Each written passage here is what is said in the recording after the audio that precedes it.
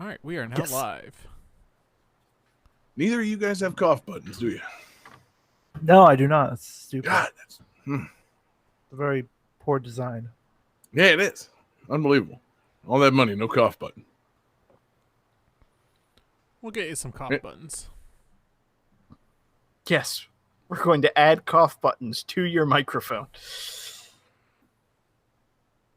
Yeah. You just take the mic apart and wire in a button. Oh, easy. Yeah. I just did it twice. Wow. Every time I press the button, I cough. Wow. Wow. I mean, No Loki spoilers if that's where we're Yeah, going with yeah. that. Please, no. I've still got the last episode. Oh, okay. Yeah, no, I wasn't going there at all, but yeah. I need to clean out my ears because I thought y'all said no Luca spoilers, and then you said last episode. It's like, wait, that's None of those movie, either. not a TV show. None of those Spoiler, either. it's not good. I enjoyed it. It's all right. It's not the best one of Disney Pixar, but it was okay. I had a good time. I thought it was cute and charming. Racist. I cried at the end, but I cry at the end of most movies. Wait, Right. what? Yeah, I almost cried at the end of Space Jam too. So Why? Because of... Oh, wait. I don't know who hasn't seen it. I haven't seen it, but I quit 15 minutes into it. I'm not going to. okay, Did you almost cry because of the Bugs Bunny death scene? only because Betsy looked over at me. She's like, "Is he okay?" Bugs Bunny actually dying on camera right now? And I was like, "Oh shit, they're not gonna." Yeah. Oh, yes, God. sweetie. It has to. He has to be okay. This movie cannot be this dark. I will say it does start really slow. So 15 minutes, at the same time, it's still a Space Jam 2. Yeah, no, it's not good. But it's not. I have not seen it, but I also have no intention of ever seeing it. So spoil away. I don't care. I didn't hate it as much as I thought I was going to. Right. No, it's not awful like everybody seems to think it is. But I mean, it's if you expected something more, then that's your problem. But yeah, it's awful. But we knew that was going to happen. There was no way this was ever going to be a good movie. So I got a couple of laughs out of it. Man, Ernie Johnson had some laugh lines in there. The Michael Jordan part.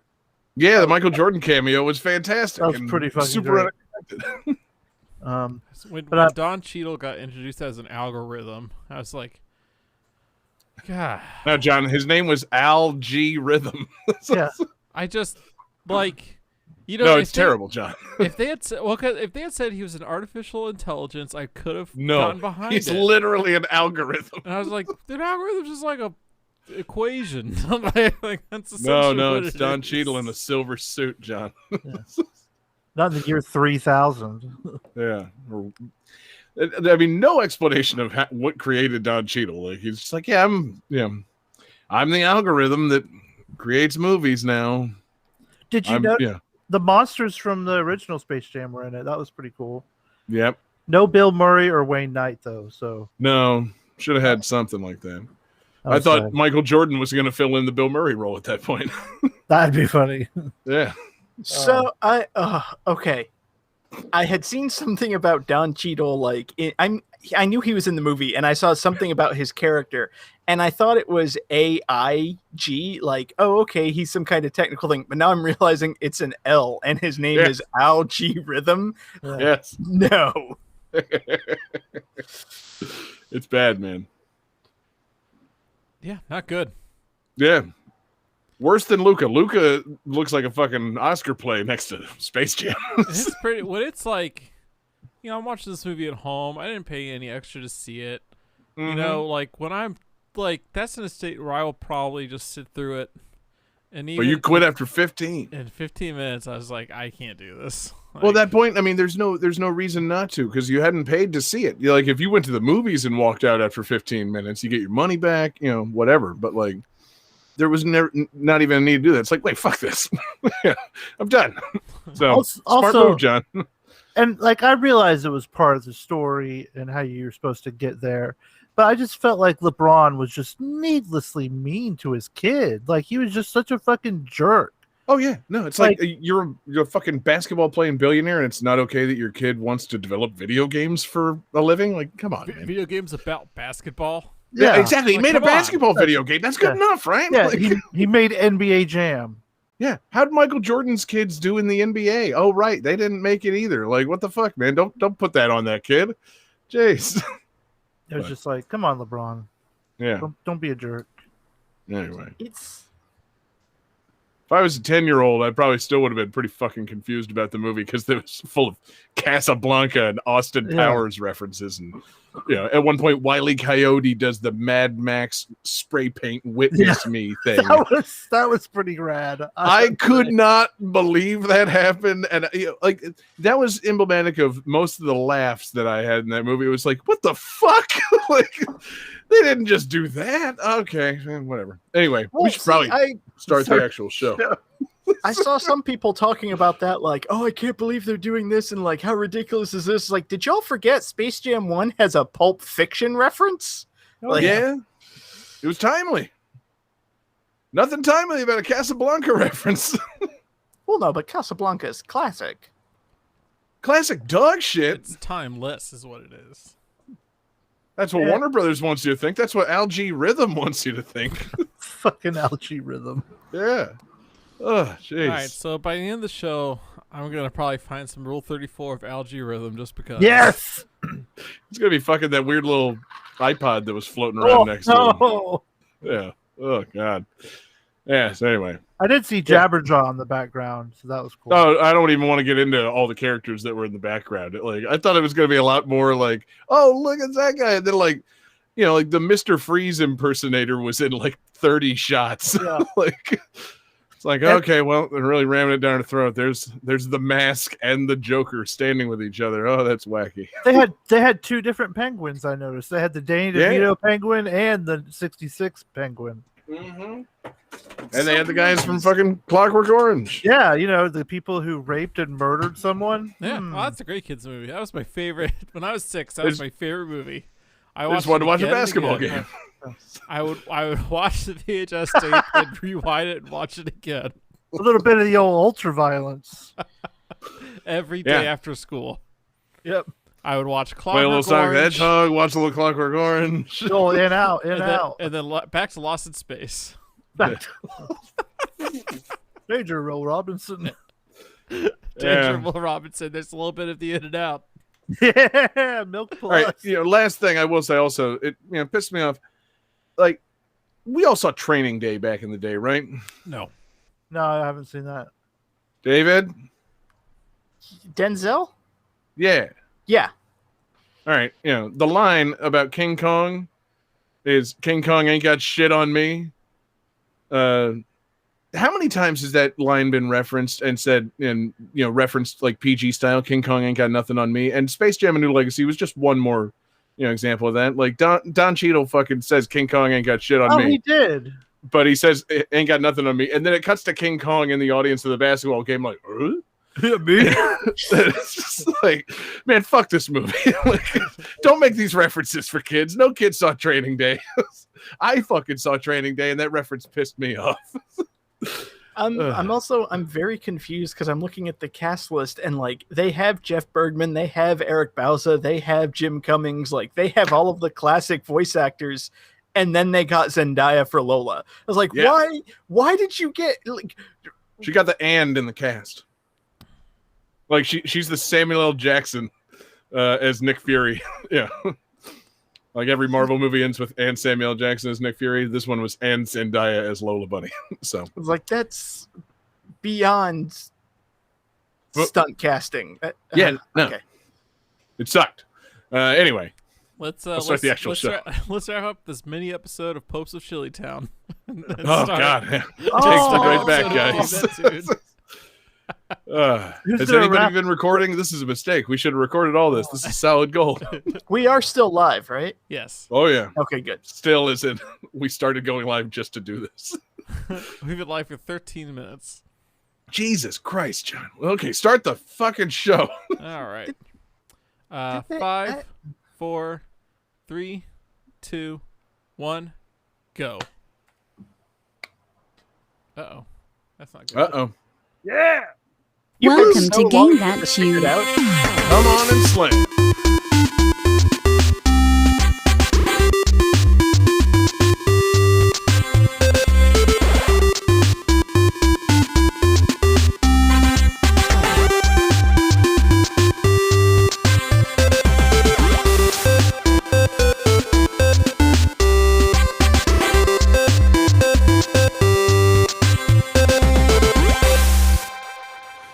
Oh, yeah. What is going on, everybody? It's Game That Tune back in the house once again. It's ya boy, John Harrington here. We've got John Regan with us. Say hey. Hey. We've got David Fleming. Say hey. Hey, And we've got the Game That Tune champion, Jesse Moore. Say hey. Hey. Hell yeah, fellas. Welcome back. Game That Tune in the house for episode 255. And my God, fellas, we got a fantastic show coming up for you guys tonight. If you're just joining us here on Game That Tune, what we're going to do is listen to some video game tunes. We've each brought 3 songs from a game. We're going to try and guess each other's games based on the songs, a little bit of trivia. We're going to goof off and have a lot of fun. The winner at the end of the night picks a theme for the next episode and plays some bonus tunes. And our winner last week was the glorious Game That Tune champion, El Idolo, Jesse Moore. And Jesse, you've got the theme for this week's episode. What do we got? Oh, just games in games. So basically, games that have games in them. Other games. Mhm. Lots of games. Right. Games. Mm. You know. The Some theme kind of last game. week expressed was mini games. Yeah. So yes, games within games, mini games, or some sort of sub game. Start playing a game, and then your character comes across a game that needs to be played, and you have to then play that game. we heard you like games, so we put games in your games. And why would you do that? It seemed obligatory. Oh, okay. I thought it was so that we could play a game while we played our games, David. Oh, You got to okay. complete the meme, bro. See, I thought you were like, why are you bringing up Pimp Your Ride? Yeah, no. It's okay. I was just counting on you to fill in that blank. Nobody remembers the last part of that meme. But yeah, it's. I think we got a pretty great show coming up because I'm trying to think of how far back, when's obviously we're not game historians, but how early on was a mini game, a concept within games? Because it seems like back in the day, games, what you saw was what you got. It does one thing. Mario, no 1988. mini games. 1988. Okay, David, is that when your game is from? No, that is me pulling a year out of my ass. Okay, cool. But yeah, just it feels like in my mind, mini games are more of a recent development, but obviously they're not. I mean, there have been little side things and whatnot like that. So actually, that's a question. Jesse, not that this affects the theme or starting of the game in any way, but Mario Brothers 3, mini games in that. Yes. Yeah, like the little card shuffling thing and the item selecting memory game. Yeah, those are mini games. Those Okay, are games. Right, yeah. Because, I mean, those, it's not like you can go back and play those again and again or anything like that. I'm just thinking out loud here, just, wondering about when minigames started becoming a thing. And, I mean, really, one of the things that I think in my mind always dictated minigames was being able to go back and play them again. I lost a lot of time in some RPGs playing some card games and shit because nobody was enforcing the storyline on me. I loved it. But anyway, I think we got a lot of potential fun in this week's episode. So we got 5 fantastic games. We've got a great fan request. And guys, let's just start it up. So Johnny, play game 1. And then during that game, play each song as a mini game of game 1. Think about it, man. The songs are the mini games of Game That Tune. Yeah. Should we guess after every song on this episode? Yes. Okay. No. Game 1. Oh, I think we should now. No, never mind.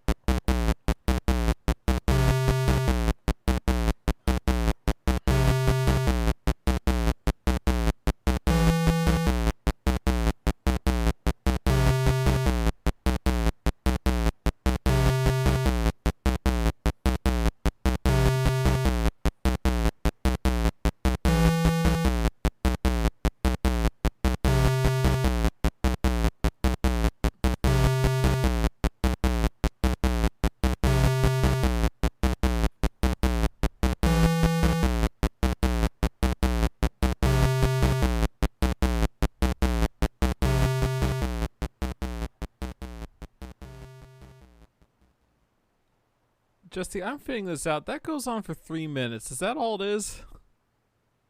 Yes. Okay. So you're gonna keep it going, right? Yeah. No. What's your guess, John? I don't know. Okay. Super Mario Brothers 1. No Incorrect. points for John yet.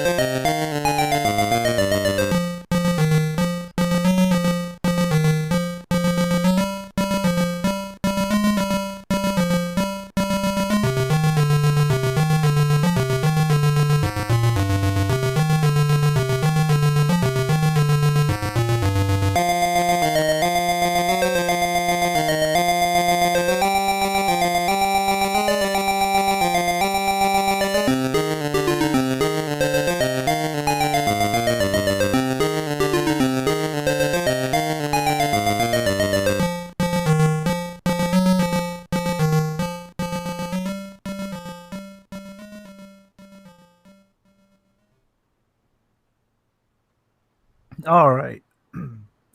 So each game in this game is given a brief description in the manual. But some of the descriptions cover games from early development that are actually not in the game. So you're just boned.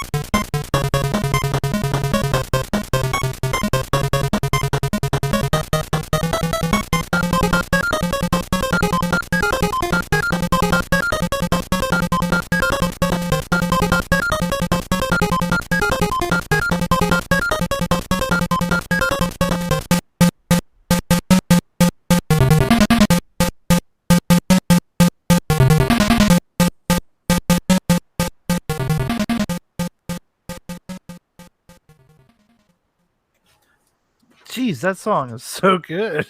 There's no right to be at all. Fuck. All right, let's see what you guys got. Oh my god. Oh my god. John, come on. Come on. Oh, John's got nothing, and Johnny and David with the correct answer. Action 52. America's Sweetheart. I used this as bonus music one time, I think. Yeah. I think you did. But yeah, this game has 52 games in this game. That's a lot. And they're all just the worst. They're fucking all games. horrible. And so I recently watched a video about this game that shines some more interesting things about this game. like when you bought this game, only 50 of the games actually worked. So you didn't actually get all 52, which is maybe a good thing because I mean, yeah, this game is like they're all like horrible space shooters or like very bad platformers, and they just like change a few of like colors around and some of the graphics and the it's bad, man. And the last game was the Cheetah and like Right. that was supposed to be like a breakout like multimedia explosion. They had a cartoon they were working on, and It definitely was. yeah, you can find like the pilot on YouTube, and it's rough. Like the animation is okay, but like the voices are so terrible. Like there was a comic book. They were gonna have action figures. There was gonna be a standalone game for Cheetah. Like it was just they really dropped the ball on this thing. Or they just overplayed their hand. They thought they had something and they're really going to try to launch the Cheetah Man, and no one cared. Turns out maybe you should have just made the Cheetah Man instead of trying to make 52 shitty games packed into one cartridge. I'm just spitballing here. Yeah. Like that's what was throwing me off. I thought I recognized that song, and yes, I believe John did use that as bonus tunes at some point during the history of game, that tune. But he obviously didn't mention it being Action 52. I feel like he mentioned it being Cheetah Men, and that being that obscure of a reference. Obviously, it never came into my brain as I was attempting to, come up with why I kind of knew that song. Son of a bitch. That's hell of a pull, Jesse. Hell of a pull. Yeah, I was gonna use a completely different game, and then I watched that video and was like, you know what? I think we need to talk about this train wreck. I want to know, is this maybe the first unlicensed game we've used on Game That Tune? Maybe. That's a good question. I do love this line from the Wikipedia article. Critical reaction to Action 52 has been consistently negative. All game editor Skylar Miller described the game as, quote, an unlicensed but legal multi-cart. Uh-huh. He just said what it was. Yeah. This is a game. Well, Right. it's 52 games. I have nothing bad to say about this game. I will only say facts about this game. Yeah. This game is unlicensed. It is legal to play this game. Although if End of review. If he was saying the truth, he couldn't say you get 52 games because you only get 50. That's true, yeah. I mean, who could possibly really know that? And, Has anybody out there actually played all 50 games? Like, Yes.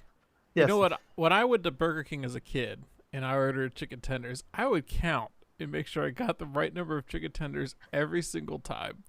So if I got a copy of Action 52 as a kid, I absolutely would go through and see if I can actually have 52 playable games. And if not, I would make my dad take it back to the store and get a new copy with 52 games. And so I believe they also said, though, you have to unlock those games. That's why they don't work. And like you have to beat certain games on there to unlock those games. And actually, wow. And that wasn't actually true. It was just bad coding. Really, really funny. But they're like, yeah, just you got to beat this game, and this game in a certain order, and then they unlock. That's the ticket. God. But since those games were so like horrible, and you couldn't beat any of the games on that cart. Well, and also, like, I seem to, because I've never played this, but I've, like, watched videos about it and seen people try to do playthroughs. And correct me if I'm wrong, it's 52 unique games, but a lot of them are just the exact same game with, like, different backgrounds. Different sprites. So, like, yeah, it's a side-scrolling, like, space shooter, like Gradius or whatever, and then there's a different game where it's the same thing, but instead of a black background, it's a green background, and you're playing as, like, a bumblebee shooting things. It's like, oh, yeah, totally different game. And then in the Cheetah game, a lot of the enemies are enemies from the other 51 games. So it's just... Of course. Now, I mean, it's interesting, man. That seems like a concept that would have not been done necessarily in like the early 90s. That seems like more of a late 90s kind of like CD-ROM shareware kind of bullshit concept. Like to put out a cart with that kind of dumb shit on it just takes a lot of work, man. It makes me really just confused as to why I even bother. I love it. I think they could have gone over a little bit better if maybe it was 52 games with the Cheetah-Men in all of them. True.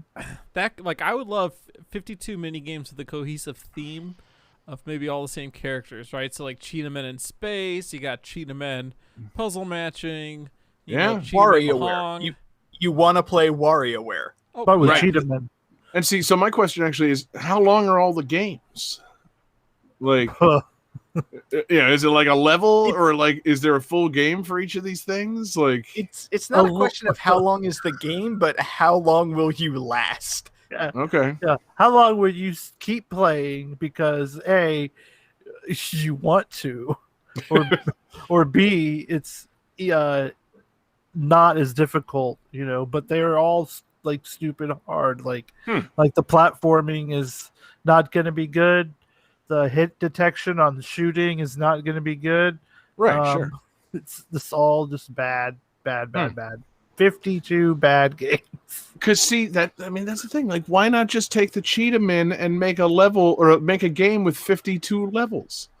Like, I don't understand. Like, what the fuck were these guys thinking trying to pull this on people? Like, just before they were going to have the Cheetah-Men, the final game was going to be the hardest levels from every one of the games. And you just had to beat them back to back to back to back, which that kind of sounded cool if the other 51 games were worth a damn. Right. Yeah, like a challenge game at the end. That'd be kind of dope. Like, like a boss rush from Mega Man, but all the hardest levels from the 51 games you previously vanquished. It's like a boss rush from Mega Man, except instead of 8 Robot Masters, it's literally every single Robot Master. Yeah, and you haven't unlock the tools to like beat any of them. It's just impossibly shitty hard. Oh my god, that sounds awesome. Yeah, I actually would love that. I would love a Mega Man boss rush, no power-ups. Yeah, all Buster, baby. No E-tanks. Nope. You and the robot. Oops, all Buster. Mm-hmm. Wow, man. This what a way to start, Jesse. What a pick. What a pick. Is this the exact game you had in mind when you selected this theme? No, not at all. Like I said, I had a complete other game involved or in my mind. And then I kind of thought, I bet someone else is going to pick that game. And so we'll see, and maybe I'm right, maybe I'm wrong. But either way, once I was influenced to pick this game, I was like, well, I think this will be fun. And that Cheetah-Man song is really fucking good. It shouldn't be. It's a bop. But it's really good. Yeah. Shit bop. Yeah. The shit bop. Yeah, there you go. Let's Johnny, program that as a command into the radio stream for us, please. Really good songs from shitty games. Shit bop. I mean, that's been a big hallmark of us, and I would dare say all video game music podcasting. That comes up an awful lot. Jesse, fantastic pick. Now I assume we have to listen to all 51 of your other picks before moving on to game 2? Yes. Son of a bitch. All right, Johnny, start them up. Game 2. Oh, thank God. You have to unlock them. Oh, we didn't unlock those ones.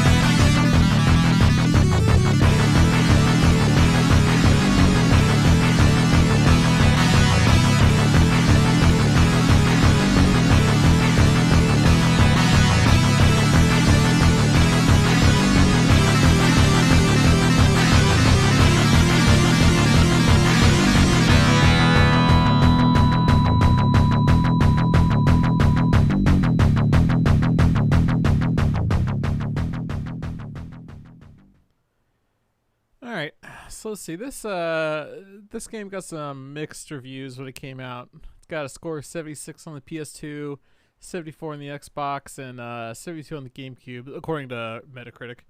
Many of the complaints are based on some of the extra DVD content having poor stuttering quality and the menu not being pleasant to look at, and some of the games being difficult to control. But the reviewers did say that the collection was worth getting, even if the games didn't entice you at first.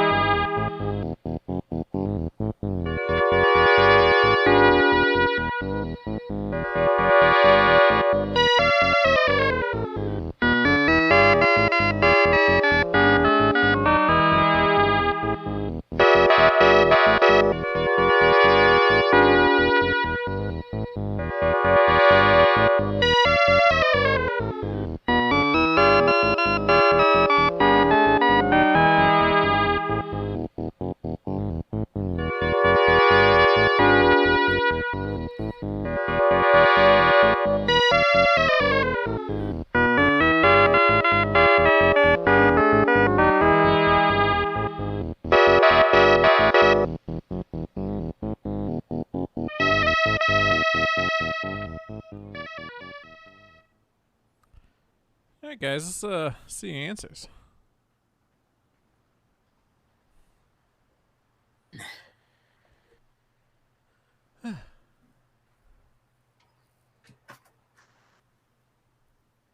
Sorry, man. I don't know where I left my writing device tonight.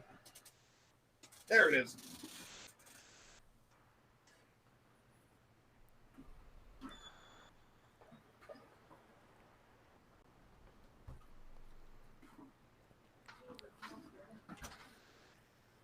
Okay, let's see here. So Jesse says Sega Genesis Collection Classics, or Sega Genesis Classics Collection, which is incorrect. John says Namco Museum, which is incorrect. David says Peter Gunn's Video Game Collection, which is the closest but incorrect. This is Midway Arcade Treasures.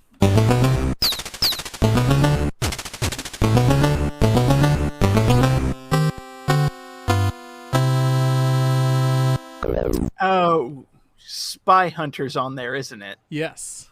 Okay. Johnny, how out of those three answers was David's the closest? Jesse and I both guessed retro fucking compilation games. What's wrong with you? Yeah, because David said Peter's Gunn's theme, and which That is last song Spy is Hunter. Peter Gunn's theme. Yeah. Yeah, that's great. That's Peter Gunn's theme. But, like, our answers were still closer than that. We're all wrong. Don't get me wrong. But, like, yeah.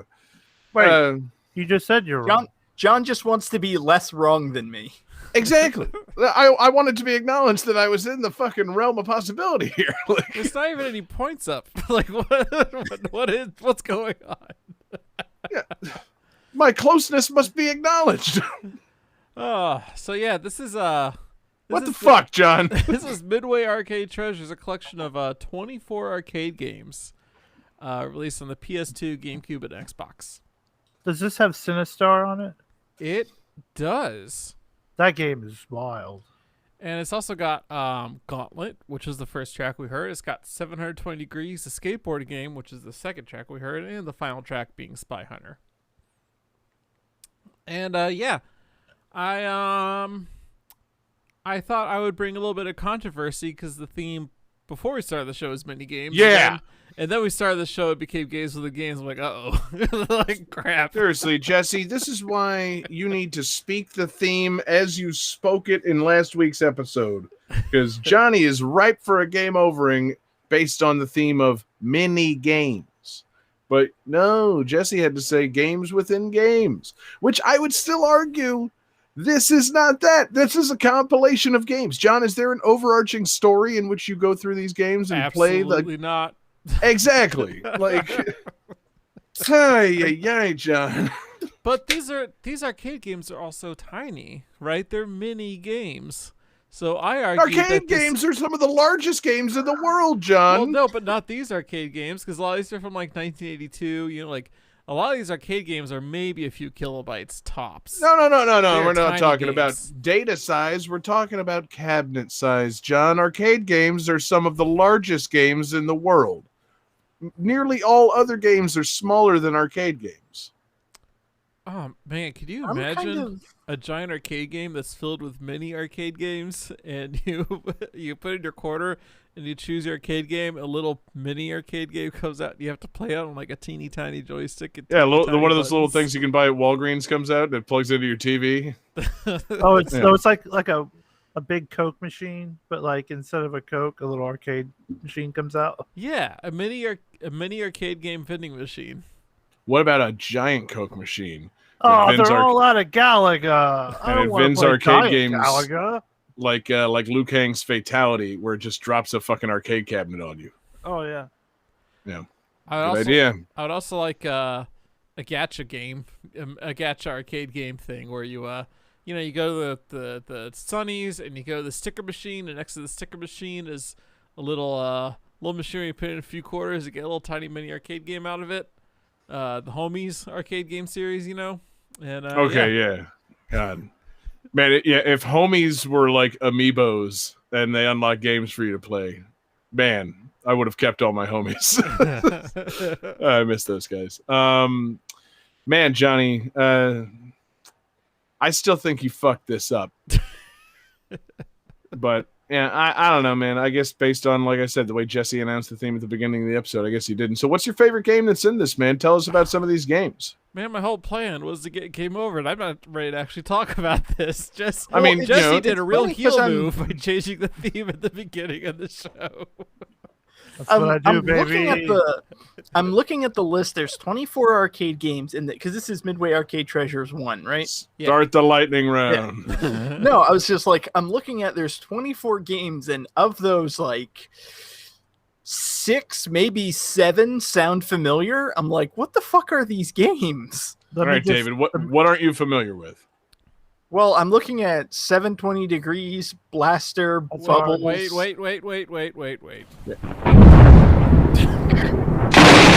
No, we're not gonna actually do a lightning round. Did anybody else know that they made a sequel to Joust? Yeah, Yes. it's all right. It's pretty good. But a sequel. I would that's not imagine that would good- be the most logical, like one of them all. Like Joust with more stuff makes perfect sense. Spy Hunter 2 is trash. It's so not good. It's ugly and just dog shit. The first Spy Hunter though is great. Mwah. That's the one with the rock. Yes. No. Dope. Yeah, I don't know, man. All these games, they're familiar enough. I mean, I don't really have any love for any of these games. Like, who really loves the original Rampage? It's pretty good. Well, I'm looking You at can like eat toilets.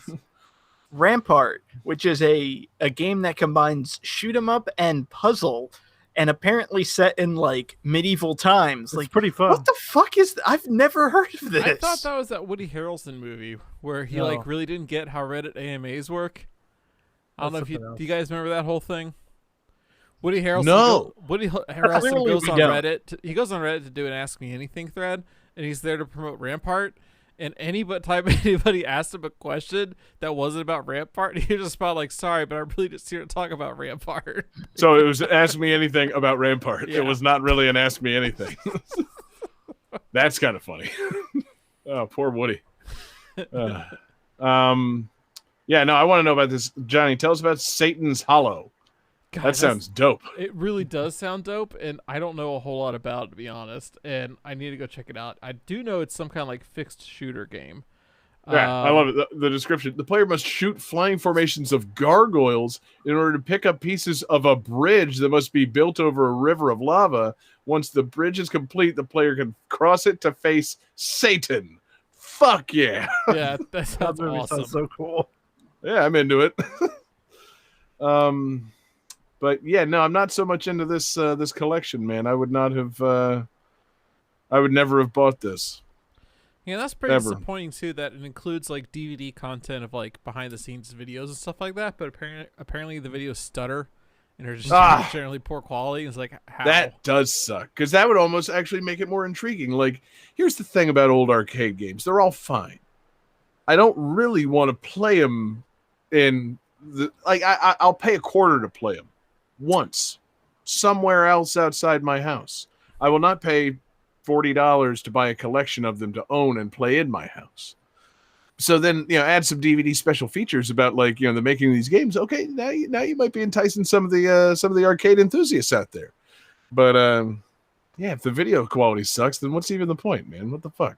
You bought a bunch of games from the 80s and a bunch of fucking videos that won't load? Yeah. Disappointing. Well, also it's like Midway Arcade Treasures, and there's not a single Mortal Kombat game in here. There's not a single Midway sports game in here. Like, Right. Yes, there is 720 is skateboarding. Yeah, 720 is skateboarding, so Okay. okay, David. But it's clear that, like, Jesus, Jesse. just based on the list, they were going pre-Mortal Kombat. That's why these were the arcade treasures. The latest game on this list is from 1990. And Smash TV. Smash TV's dope. Oh, that's Um, good. Yeah. So, it's I can see how it's maybe appealing to some retro gaming enthusiasts back in 2003 on the PlayStation 2, but, like, I don't know, man. Yeah, David's right. We need a 90s Midway collection. I want some Mortal Kombat, some NBA Jam shit. Like, that's that would be much more my speed. But this stuff, nah, I could miss this. Yeah, I feel like this is something that gets sold to somebody who maybe grew up. If you grew up during the golden age of arcades, right? Now hold on, this has tubing? This does have tubing. Tubin. Okay, now hold on. That's a Now we sport. might be talking. What a game. Tubing. Any of you guys play tubing? Yeah. No. Tubin's good. No, we all lived in Florida. We went tubing. Exactly. That's what made it so appealing. It's so much more exciting than actual tubing. You don't get I love sunburned. And I love going tubing. Don't get me wrong, but tubing, oh man, what an action-packed version of going tubing. And it only costs you $0.25 and you get no sunburn. I actually got pretty sunburned at most arcades, but that may have been a me issue. What the fuck arcade were you going to that had UV lights?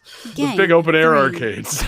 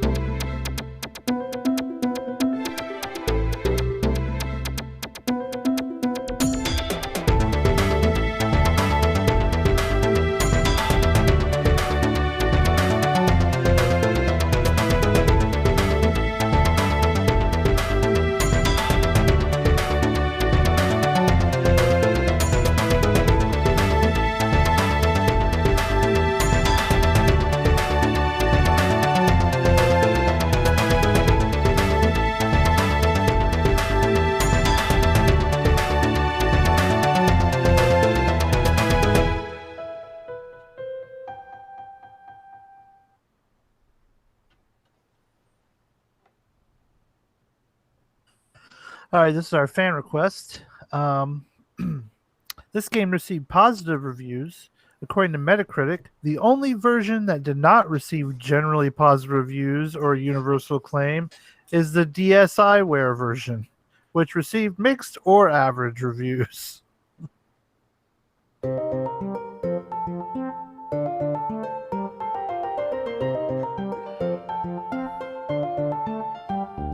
Sunflower.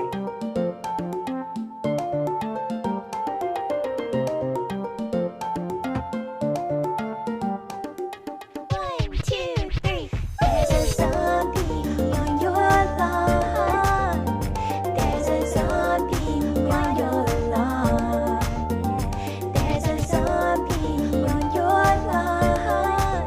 We don't want zombies on our lawn. I know your type, tall, dark, and dead. You wanna bite all the petals off of my head and then eat the brains of the one who planted me here. I'm just a sunflower, but see me power an entire infantry. You like the taste of brains, we don't like zombies. I used to play football. Football Well, don't protect my head. on his head. I have a screen door shield. Door shield. We are the undead. There's a zombie on your lawn. There's a zombie on your lawn. There's a zombie on your lawn. We don't want zombies on our lawn. Maybe it's time to reevaluate. I know you have a lot of food on your plate. Brains are quite rich in cholesterol. You're dead, so it doesn't matter. Instead, we'll use the solar power to make a lawn defense at any hour. I like a tricycle. Sickle There's butter on my head. on his head. I'm gonna eat your brain. Put on his head. We are the undead. There's a zombie on your lawn. There's a zombie on your lawn. There's a zombie on your lawn. We don't want zombies on our lawn.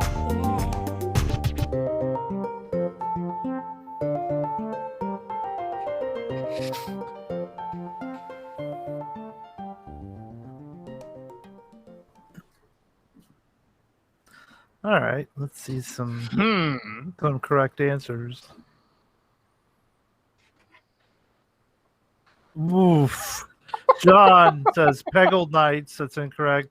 And David and Johnny say Plants vs. Zombies, which is correct. Damn it.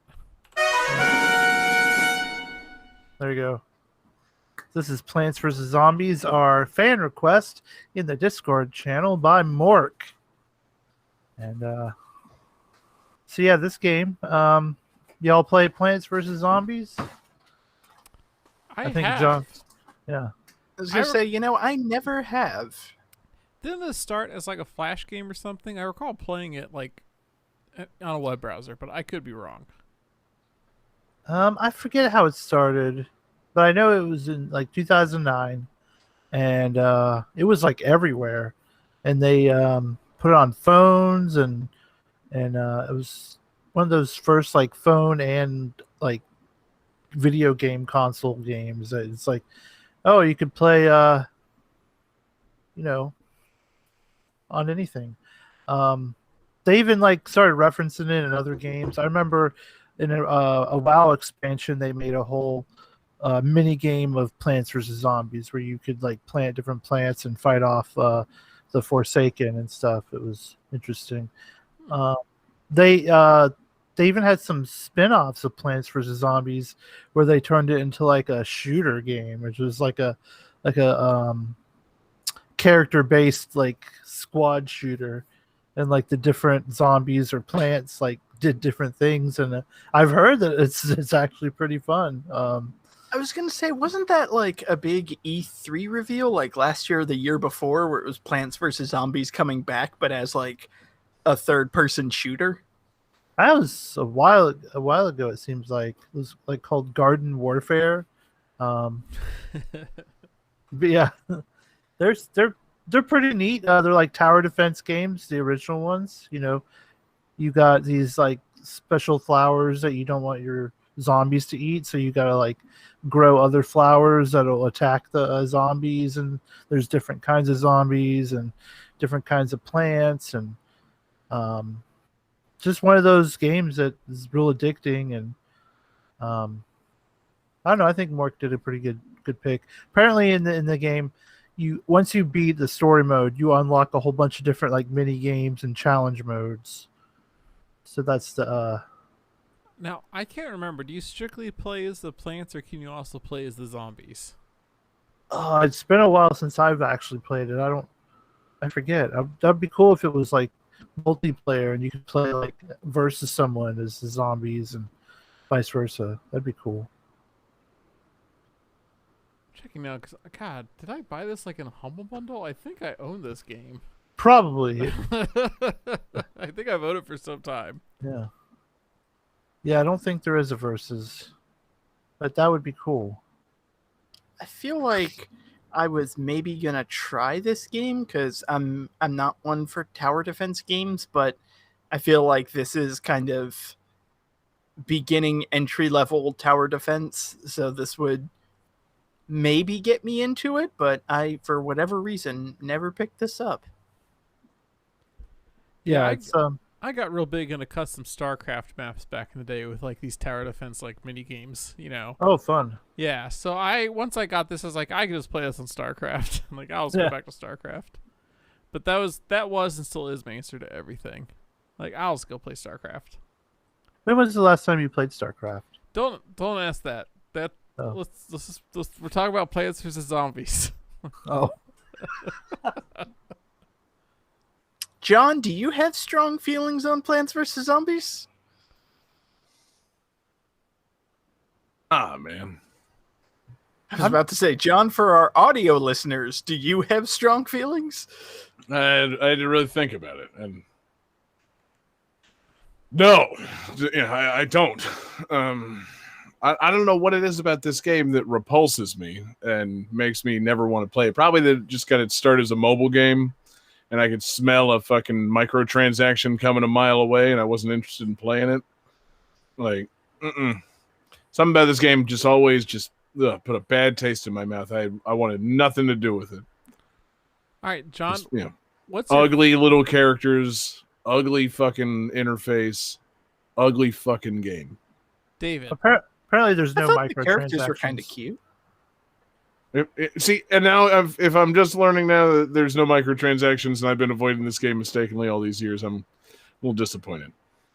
Yeah, I think it was before all. It was just you buy the game and then you have the game. It just played on your phone too. It was before people were like, "Oh, you gotta sell a bunch of shit with it." Right. All right, David, what's your favorite kind of plant? I'm gonna say Venus flytrap. Okay, now Jesse, what's your favorite kind of zombie? I kind of like, maybe like one of those like older zombies that's seen some shit. They're maybe missing an arm. Their belly is like really fucked up looking with like kind of guts hanging there. Maybe their jaw is like broken to the side. Like one that's like killed a bunch of people. Okay, so then, John, between the Venus flytrap and Jesse's fucked up belly zombie, who do you think would win? I'm not answering that, John. I'm just going to further expound upon my point about why I didn't care for this game or know about this game. I think this game, it did precede smartphones, and I withstood, the demand, the societal demand to own a smartphone for quite some time. So, I think this game just passed me by in its heyday. And then, when it started coming out on consoles instead of phones, and it wasn't $3 anymore, it was more dollars than $3, I definitely just wasn't going to buy it. And also, I don't know. Somehow the game just never clicked for me. I don't know what it is about this look. And I like Bejeweled and I like Peggle. You know, the other games from PopCap Games, they're good games. I don't know why. I just took one look at Plants vs. Zombies. I was like, that's stupid. I don't want it. But Because I also feel like this game predated the like huge zombie craze, so it wasn't out when like people were over and tired of zombies. I mean, it was kind of right in there. I don't know. Maybe maybe that's a factor. It launched in what 2009. Like, that's I feel like, really? I thought it was earlier than that. no, 2009. Yeah, John, it sounds like you really judge this game by its lawn. And that's, you really shouldn't judge. I don't know. Someone I screen got- cap that face. I got nothing. I don't know what I'm saying. You ought to be fucking ashamed of yourself, John. What are you doing? I am. Next game. Man, anyway. Yeah. No, I have Game 4. no pithy fucking transition now. Fuck, John. Ah!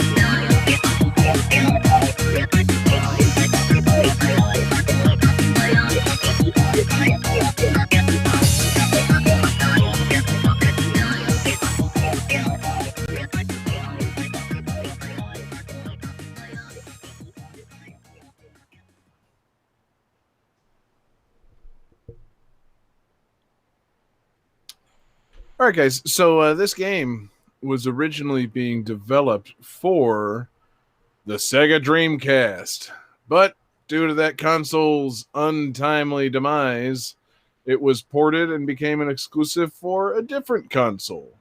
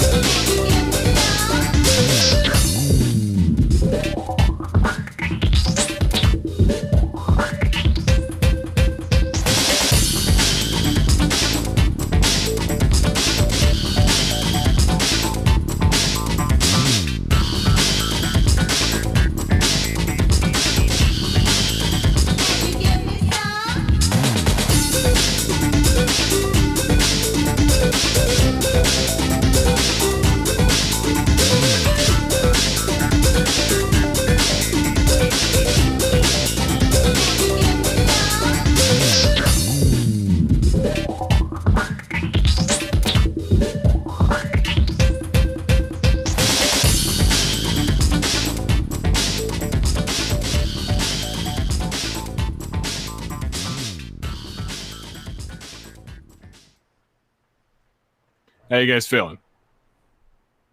Feeling okay? Good. Johnny should be feeling real okay. Oh shit. Okay. Let's see. Jesse's coming into focus. Johnny says Space Channel 5 Part 2. Disgustingly incorrect. David says Jet Set Radio Future. Sadly incorrect. And Jesse says Super Bowl Deluxe. Super Monkey Ball. Super Monkey Ball Deluxe. Well, Jesse, you overshot, man. It's merely Super Monkey Ball. But I'll give you the point anyway. Hell yeah. Yeah, it's Super Monkey Ball, guys. Cool. Yeah. Man, how about these monkeys? Little monkeys trapped in balls. So Like the homies you would get at the grocery store. You know, you got to pop those monkeys out of there. was this the first? Was this the first in the Monkey Ball series, or was this a sequel? Like, was there a Monkey Ball and then a Super Monkey Ball? Well, technically, that's the thing. So there was the Japanese arcade game Monkey Ball. It was on the Naomi arcade hardware, and they were going to port that forward as Super Monkey Ball for the Dreamcast, and then the Dreamcast kind of collapsed, and they had to figure out somewhere else to take this thing, so they took it to the GameCube and became Super Monkey Ball for the GameCube. The most confusing and at the time Japanese thing I'd ever seen for a console launch. Like, I'm sorry, you've got Luigi's Mansion and Rogue Squadron and what exactly? Super Monkey Ball, you say? Well, we don't have Super Mario, but we have Super Monkeys. Exactly. But we've contained them in balls. Right. So they're like you know, Pokemon. No. You'd like to think that, wouldn't you? I would love this if this was a Super Monkey Ball. If this was a monkey in a Pokeball fighting game, like you subjugate the monkeys and make them fight for your amusement, little underground monkey fights. But nope, it's Super Monkey Ball. It's something completely different than that. And it didn't make any sense to me back when it came out. I've played a couple of these here and there since then. The game makes no sense, but I think I'm charmed by them. Like they got that new collection coming out later this year, like whatever it is, Super Monkey Ball Mania or something like that. They announced it Banana recently. Mania. Banana Mania. Thank you. I would almost consider buying that. Like, I feel like my patience for these games has only grown with time. Like, I don't know if I have like a love in my heart for the Super Monkey Ball games, but I miss the mini games of them. I miss playing the party games with people. And I think I'd be a little more patient, maybe with some of the like puzzle, main like game courses. And if they're releasing a compilation with like, a few hundred of these monkey ball courses, that sounds like it might have a little bang for its buck, a little monkey bang for the monkey buck. Because correct me if I'm wrong, the whole like Good old shtick monkey bang. of this game is you're not controlling the monkey or the ball. Like you control the level, and you have to like it's like Marble Madness, but with I'm out. monkeys. No, that I think pretty much only applies to the Wii version. Okay. As I recall it, the original Monkey Ball was you're just rolling a monkey around these courses, and it's Marble Madness-esque. The danger is always in rolling the monkey off the course, and you're trying to collect as many bananas. Like rolling off the course isn't always necessarily like a game over or a lost life. It's just like, oh, that's how many bananas you get in that course. So like, there's room for error and there's room for learning and mastery.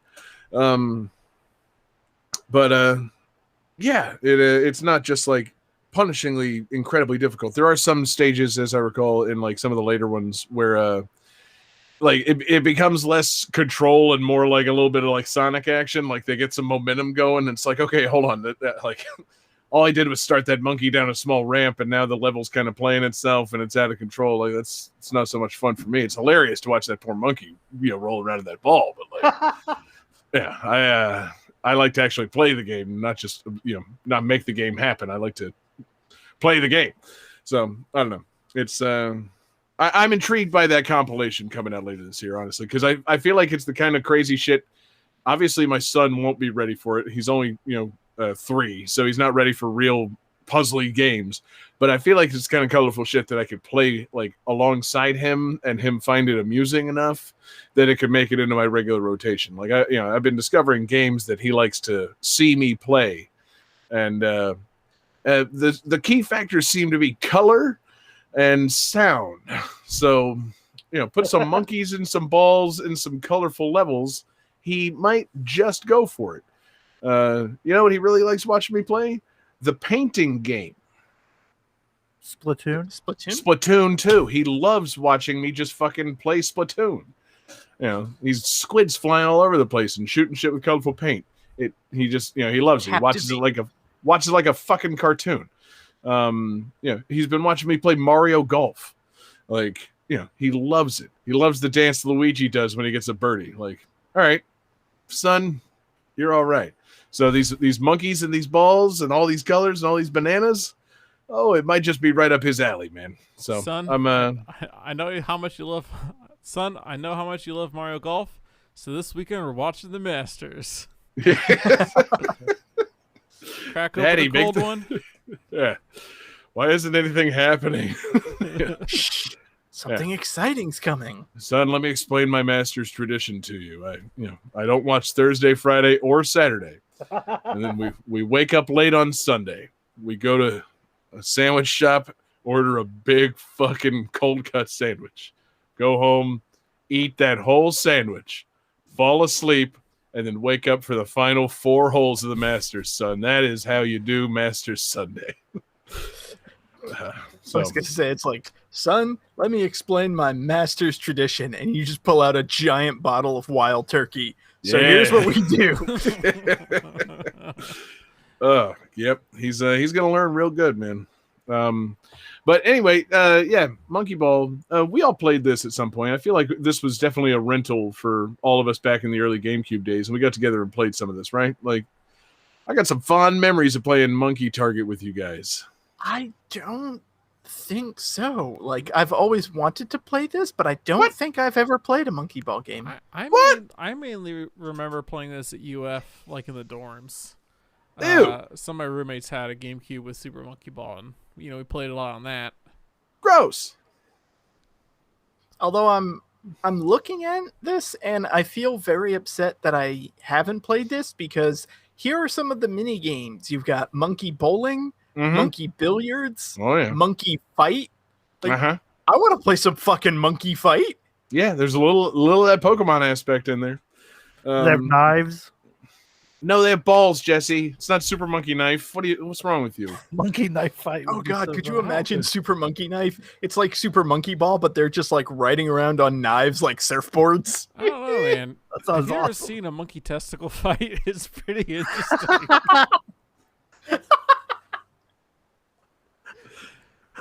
You've never No, Johnny, I haven't, man. You want to explain that? Okay, You've never seen I a monkey guess- rip off his own testicles and throw it at the other monkeys? That's quite a flex. Okay, I guess I'll be the one to say it. Monkey testicle fight. Episode title? I don't know that it is. We've been really, going down a dark path with these episode titles lately. Like And- logistically, you could only do that move twice, Yeah, what do you? Yeah. unless you're gonna go whole hog the first time. Do they use them like bolos, John? You typically save it for your like finisher move. Yeah, for sure. Yeah. Got to rope and tie him. So here's my finishing move. I rip off the testicles. Oh, that's really brutal to your enemy. No. I rip my testicles. My own testicles off, and And I, like- Club the other person into death with them. these monkey clackers. God, this new Mortal Kombat game is weird. Yeah, these X-ray moves are disgusting. You can see right through the ball the whole time. But There's a yeah, monkey inside that ball. and I'm sorry. So Jesse, you never played the monkey ball games either? No, Damn, who the fuck did I play this with then? Like, some monkeys. yeah, I guess so. I just got a bunch of apes and gave them GameCube controllers and just kind of rolled with it. Like, okay. No, I meant like Davy Jones and the other guy. No, Oh, okay, yeah. You can I- type out the works of Shakespeare later. We got to play some fucking monkey ball. Yeah, It Peter was the Tork, get your worst ass in of here. times. I do see Mike how if you Nesmith, you fucking idiot. I do see how if you hung out with a bunch of gorillas, you could remember it as hanging out with me, but no, it actually wasn't me in that case. Right. It was the actual gorillas. It was actually Man. gorillas. I mean, but like, I have some fuzzy memories of playing some monkey target with somebody, at least one other somebody, and having a Monkey blast with it. Target. Yeah. Monkey. Maybe it was target. like What are you insinuating with those air quotes, Jesse? Like, You know, 'cause I'm sometimes- sure somehow it's a sex thing. I don't know, but I'm sure somehow. All right, sometimes, John. There's only I one didn't way even to say monkey shot. One of the games is monkey shot. The only way to Well, resolve this. What do you think you hit the monkey target with? The monkey ball.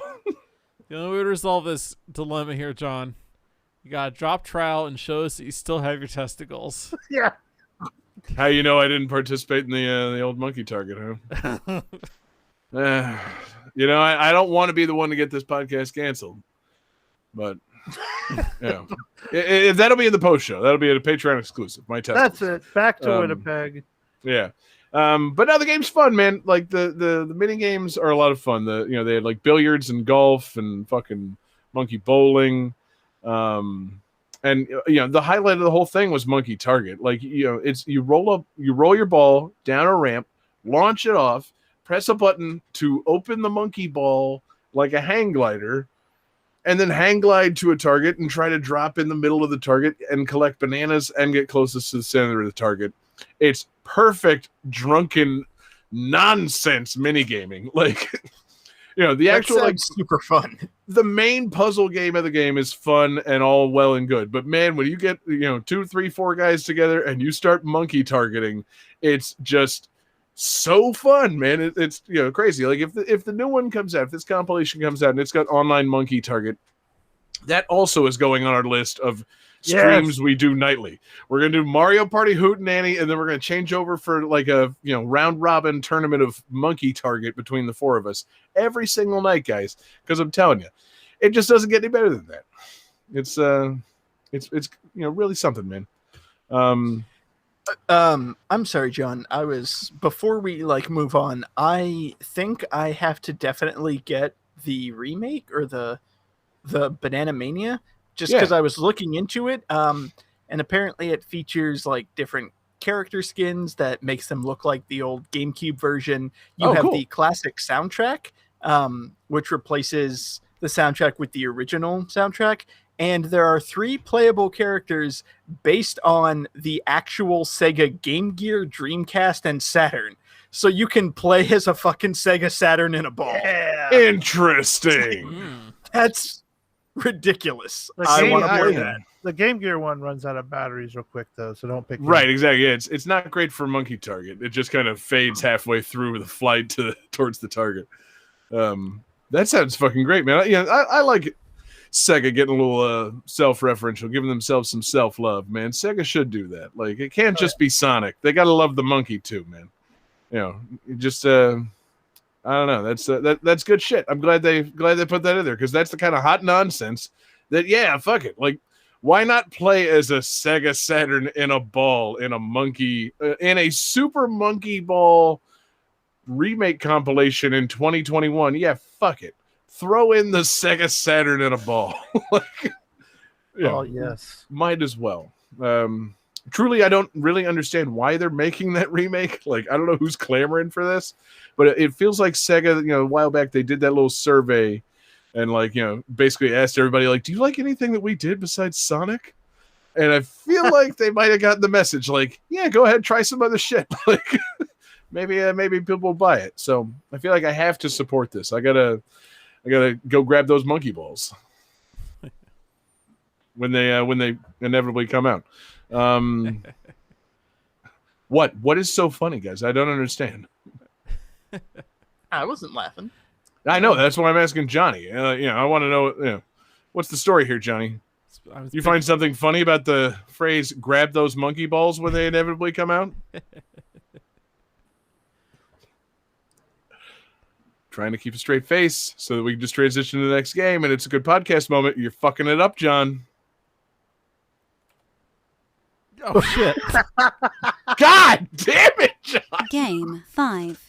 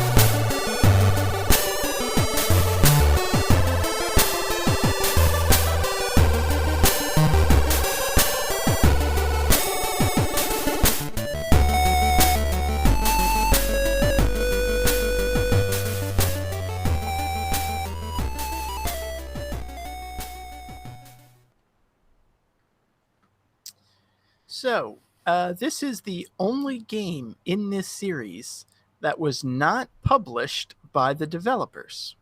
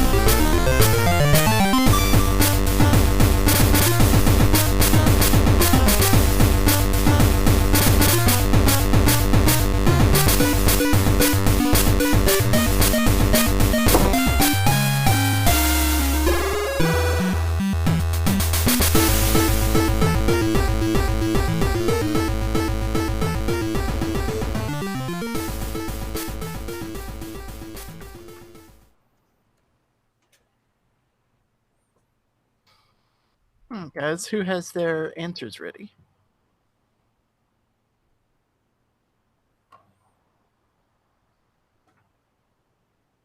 Okay, Johnny does because he's showing it off before everybody else has written their answers.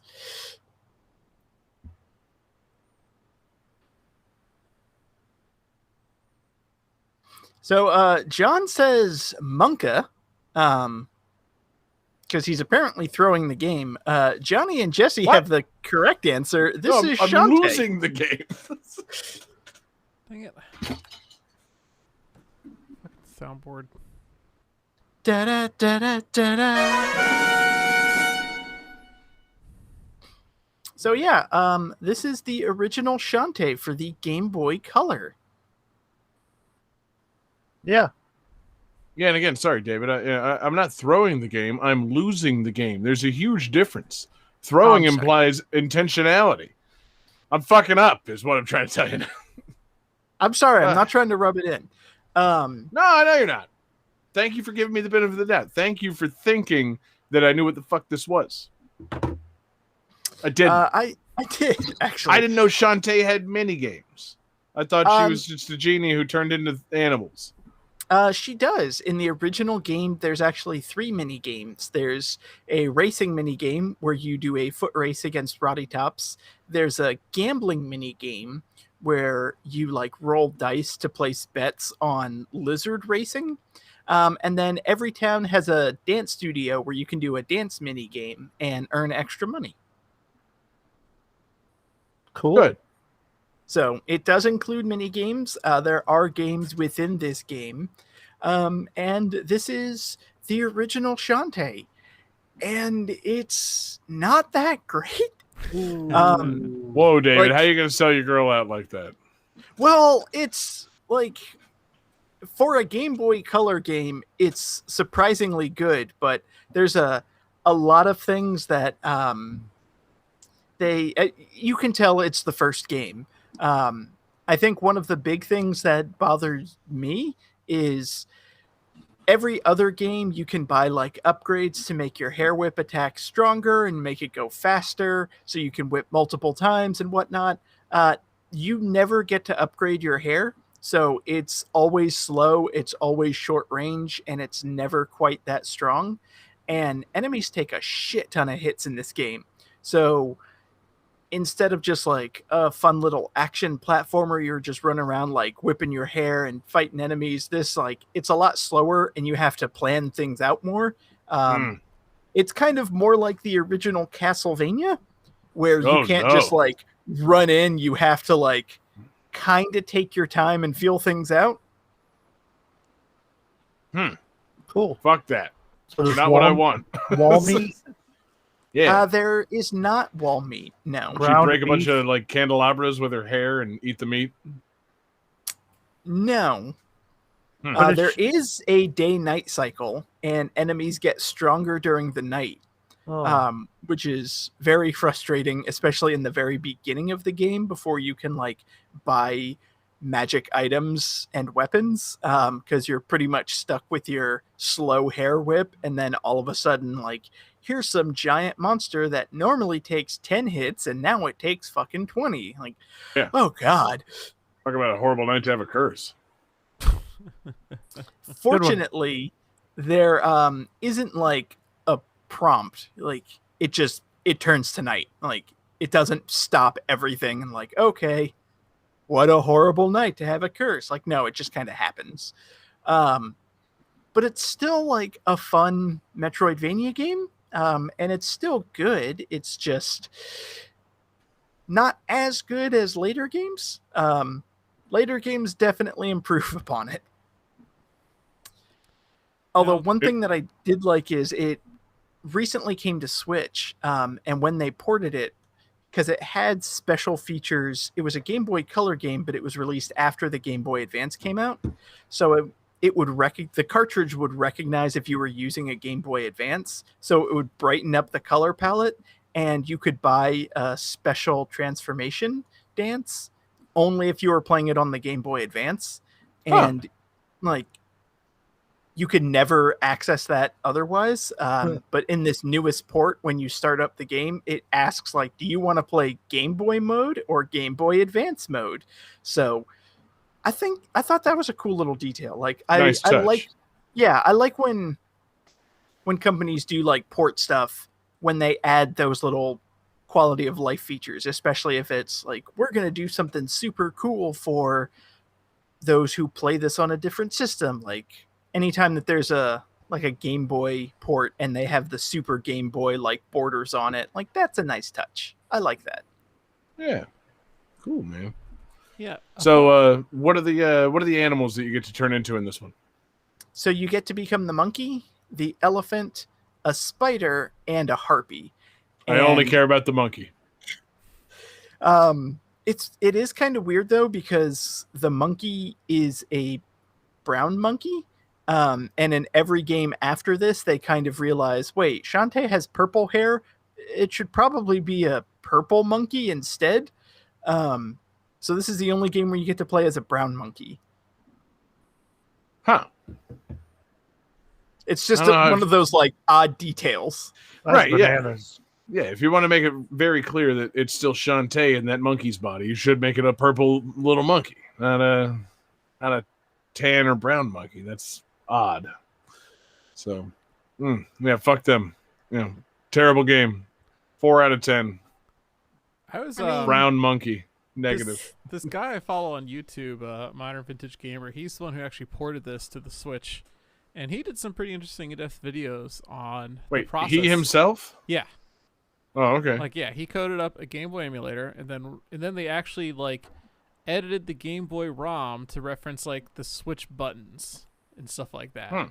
So it's still playing as a Game Boy emulator, but like they did some stuff to make it, I think, feel better on like the Switch button layout, and rename things to make sense on the Switch. Like I think instead of like saying press start, I think it says like press plus or whatever the Switch's start equivalent is. I remember seeing something about that, just because like when the port came out, somebody was posting about it. It's like, oh yeah, I did that. Like one guy was like, yeah, that was me. Enjoy. You probably saw me retweeting his video because I definitely did that. And yeah, a fun fact about that whole Game Boy Advance mode thing is that the regular Game Boy Color could do everything that you could do in the Game Boy Advance mode. Like, you didn't need any extra actual processing power or anything to have that extra transformation. They just locked it away to only work on a Game Boy Advance. Well, because I have heard that you can do it in the Game Boy Color version. You just have to activate the debug mode in the game, and then you can basically like do whatever you want. So it is possible. It's just now significantly easier. Yeah. You don't have to like debug the game. You just kind of go over to the shop and say, "Hey, I want to buy the Tinkerbat dance." Like, all right, here you go. Which I think in the original Game Boy Color version, if you try it, the like shopkeep says something about like, "Oh, I'm sorry, you're not advanced enough." Yeah. What's that supposed to mean? I went down a whole rabbit hole trying of like when I learned there was a Game Boy Advance mode on a Game Boy Color game, I was like, what the fuck? And I looked it up, and I think there's only like 3 games that use this feature. Like, it's like this, and I think the 2 Capcom Zelda games have like an advanced shop or something like that opens up. And like that's it. I would be It so makes upset. sense because I would be Go so ahead. upset if I bought a Game Boy Advance just to keep trying all my Game Boy games and discovering that like very few games give you any extra features. Like that's it. Oh man. I mean, it makes sense because Capcom actually was the company that published this, and they apparently like they were ready to go, and then Capcom just sat on it for like 6 or 8 months, and then the Game Boy Advance like came out and launched, and that's part of why nobody got this fucking game. Right, yeah. Why would they at that point? Yeah. Strange. Oh man. But it's still a fun game. It's not as good as the rest of them, but it's still enjoyable. I definitely recommend the Switch port just because of that advanced mode. So where does it sit in your Shantae Power rankings? It's it's I would either rank it at number 4 or number 5. Well, it's out of 5, right? Out of 5, yeah. It's like, wait a minute, I've lost track. How many Shantae games are there? 7 now? This is one No, of those there's only things- 5. This is one of those things where you look at it and you just wonder, like, how did this spawn a series? Like, it's an okay game. It Don't get me barely wrong. did. It's weird because like it took forever because when they made the sequel, they released it on DSiWare. Like, oh yeah, you have a DSi, download the new Shantae game. Like, wait, what? But Who? that game turned out to be pretty fun. And then Pirate's Curse came out and was fucking great. And then I think that's when everything kind of got a little bit more solid. Yeah, it's like Way Forward was doing the indie game thing before there was any real, like, I don't want to say demand, but like definitely not as simple of a platform for releasing something like this. Like they had to do this on the Game Boy Color and shit. Whereas if they made this in, I don't know, 2008 or so, it would have come out on like the Xbox Live Arcade and the fucking, PlayStation Store and maybe even WiiWare, and been arguably played by more people at that point. Like, so yeah, they were jumping the gun. They were too ahead of the game. Like, I know it's not technically an indie game because they developed it and Capcom published it, but I'm just saying, like, this could have become a series even without this first game coming out if they just released this first game in 7 years Just after its a release. little later. So, yeah, And like, I mean, hopefully nothing was stopping it at that point because, like, yeah, it's got appeal. It's got cute witch girl, fucking dancing animal transformations, Metroidvania platforming, all that shit. All these things that are like appealing in very various ways to people that download games. It's all here. So they could have just sat on it for a long ass time. I mean, I hope they wouldn't have sat on it. Like, I hope they didn't finish it in 2002 and like, nope, that's it, fuck it, we're done. Like, Well, I hope they would have like, maybe let's go back and check some of these things. Maybe Right. we should make the hair whip faster. Sure. But like, what happens if they get to the point where they're satisfied with the game and then they're like, God damn, producing these cartridges is prohibitively expensive. And Capcom's backing out on us now. I don't know why. Like, okay, we'll just sit on it for a while until there's a digital download service. And DSiWare would be the first one that comes along to save the day. So really they were just, they were solution looking for a problem. And wait, no, that's the DSiWare. The DSiWare was the solution with looking for a problem. And No, I think the DSiWare was just a problem. yeah, either way, the timing just didn't quite time out on just this being like the beloved darling of downloadable, indie game, like as an era. But ultimately, all the games that have come out since kind of cemented Shantae's legacy. This first one, didn't really need to happen. Like, it's just funny how that goes. Like, great first try. You could have just gone with your second try. Like, you really didn't need this first one at all. It's kind of like Metroid. Like, the first game is important, and I'm glad it exists, but I don't really want to play it. But see, and the problem with Metroid though is it also extends to the second game. Nobody wants to play Metroid 2 anymore. I do want to play the 3DS, Samus Returns, but no, Metroid 2 on the Game Boy can fuck right off.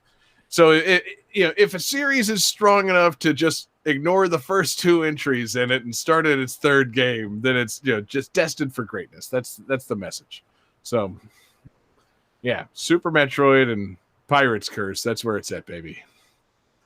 Yeah, I would agree with that. 1A and 1B in all-time Metroidvanias. Super Metroid and Shantae and the Pirate's Curse. That's David Fleming's quote about these two games and their unique relationship. That is my quote that you just said. I heard you say it, David. Your eyes said it all. So, what a game. All-time classic. Shantae for Game Boy Color. The greatest game of all time, David. I mean, if you want to go on record, sure. No, that's what you said, David. I heard you. Yeah. I will not be gaslit. Live on the show. You power ranked it 5 out of 5. Yeah, that's a perfect Game Pro score, David. Yeah. That's the really excited dude's face. Yeah, this face. You're right, David. It's the best game in the whole series. What the fuck is happening? I'm gaslighting you, David, live on the air, man. It's happening. You said that this Shantae for Game Boy Color is the greatest game in the whole series, and that it stands shoulder to shoulder with Metroid. Yeah, David, you said that you had a better time playing this game than the time you saw a monkey rip its own testicles off himself and throw it at another monkey. You said that. I heard it. We all said that. It's going to be on the free play jingle. Just Can I edit this episode? I need to check some of the audio logs. Like, let me go back for a bit. Be my guest, David. Be my guest. In I'm the not meantime, editing the though, episode. Johnny, it's time to rip David's testicles off and feed them into the calculating computer. Oh God! Calculating computer activated. Computers. Beeps. Space! Boops. Calculating computer now Scoring runs on complete. testicle blood. This game's winner is Castrator John Regan. Oh, someone Oh my- didn't get the memo. Yeah, whoa. What? Oh, there's a memo? What's the No memo? memo to my knowledge. I just didn't get the memo that Johnny had the most points. Oh, okay. I started furiously checking my messages like, crap, was somebody else supposed to win? No, there was a message. I'm supposed to be the winner. Yeah, I'm looking at the scoreboard, guys, and I somehow have 3 points over Davis 2, Jesse's 2, and John 0. Oh, is that the case? They're always fucking this up. Sorry, Johnny. I should have 4 points. Oh. Yeah, that's weird, man. This is what happens when we feed testicle blood into the calculator computer. Johnny, check it again. Oh, okay, hold on. This game's winner is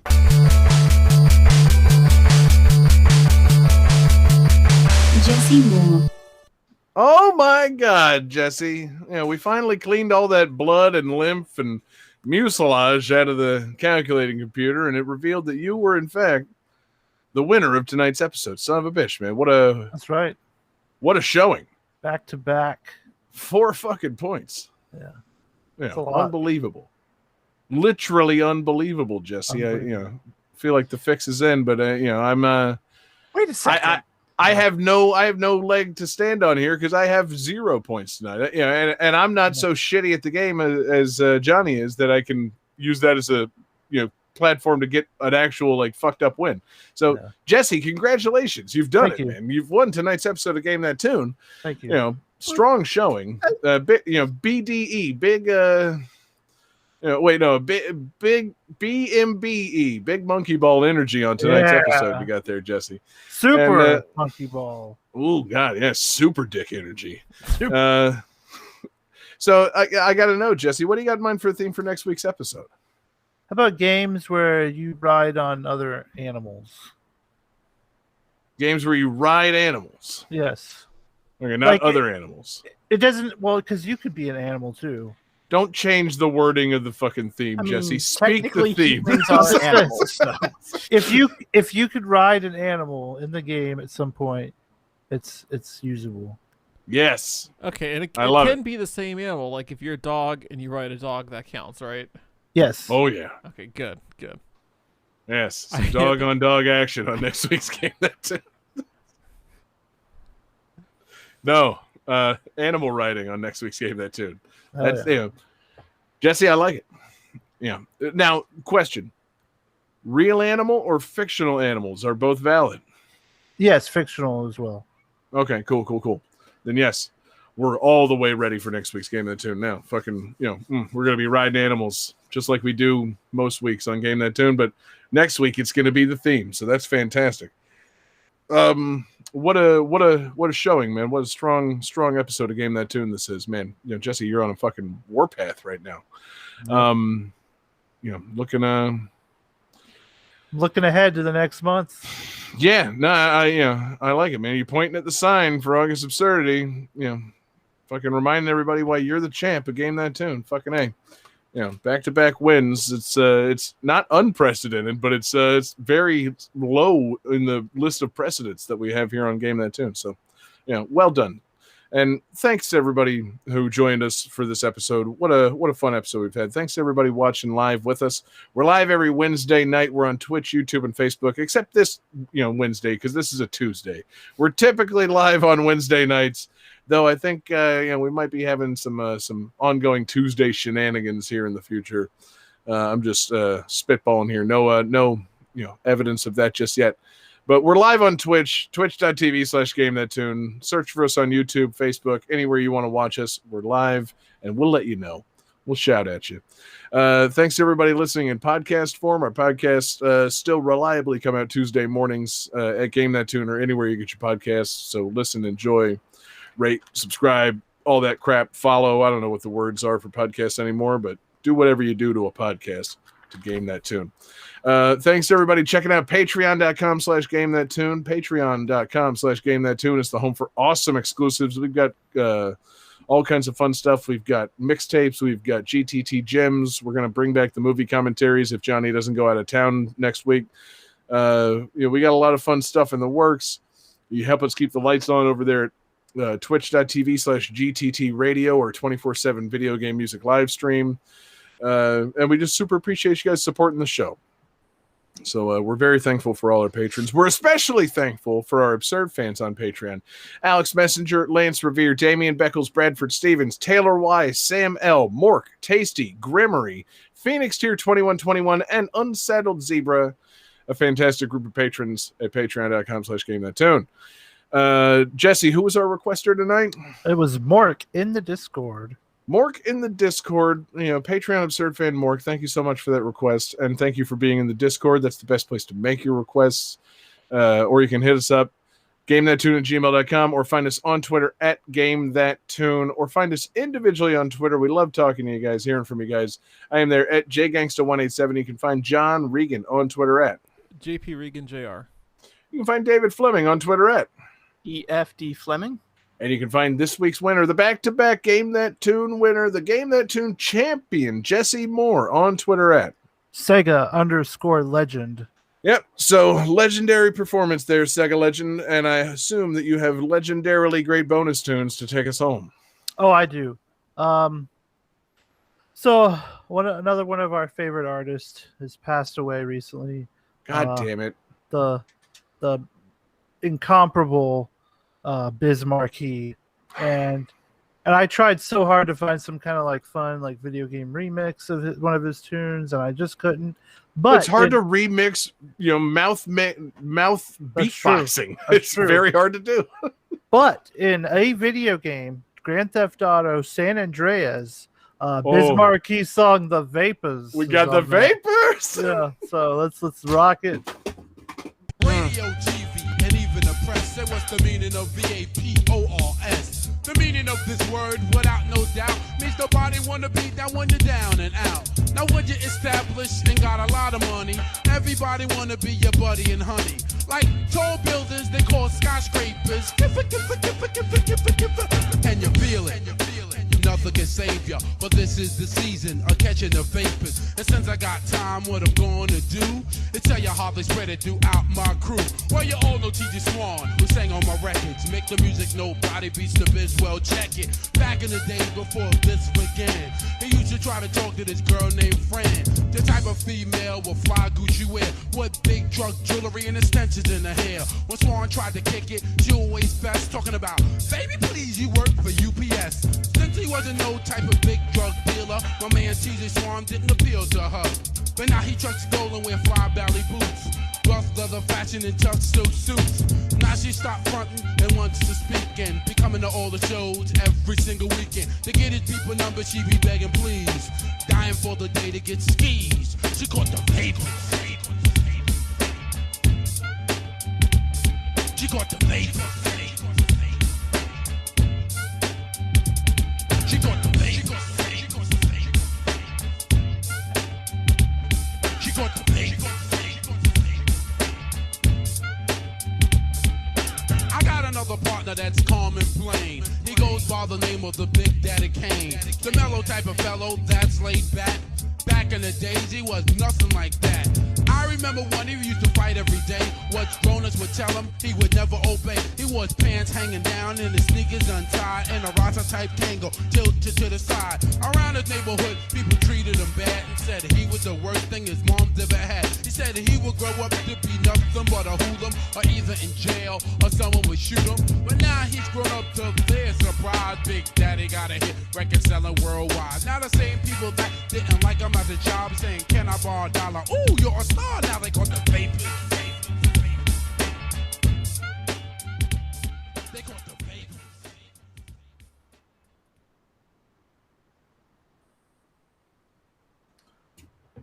All right. Action 52 is copyright 1991 Active Enterprises. Midway Arcade Treasures is copyright 2003 Midway Games Incorporated. Plants vs. Zombies is copyright 2009 PopCap Games. Super Monkey Ball is copyright 2001 Sega Games Company Limited. Shantae is copyright 2002 Way Forward Technologies and Capcom Company Limited. And I think we're about to Twitch raid. Jesse, who are we raiding? The only cool people I see right now are like Mary Kish. She's on a pretty good podcast, and Dan Reichert, who's a legendary funny video game man.